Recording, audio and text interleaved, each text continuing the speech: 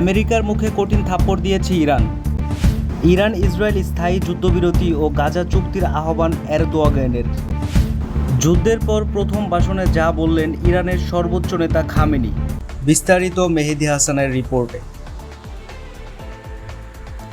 ইসরায়েলের সঙ্গে 12 দিনের যুদ্ধ অবসানের পর বৃহস্পতিবার প্রথমবারের মতো জাতির উদ্দেশ্যে ভাষণ দিয়েছেন ইরানের সর্বোচ্চ নেতা আয়াতুল্লাহ আলী খামেনি।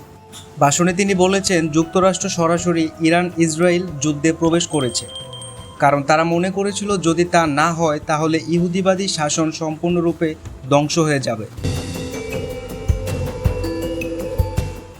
খামেনি আরও বলেন, যুক্তরাষ্ট্র এই যুদ্ধ থেকে কোনো সাফল্য অর্জন করতে পারেনি। ইরান বিজয় হয়ে উঠতে পেরেছে এবং আমেরিকার মুখে এক কঠিন থাপ্পড় দিয়েছে।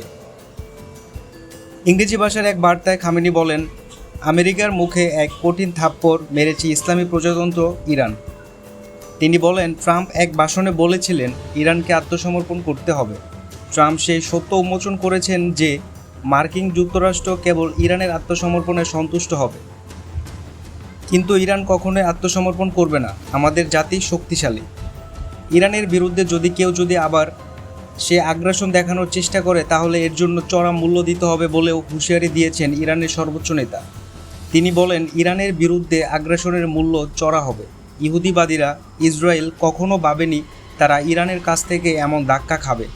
আমাদের সশস্ত্র বাহিনী শত্রুদের বিভিন্ন প্রতিরক্ষা ব্যবস্থাকে পাশ কাটিয়ে তাদের প্রাণ কেন্দ্রগুলোতে আঘাত হেনেছে।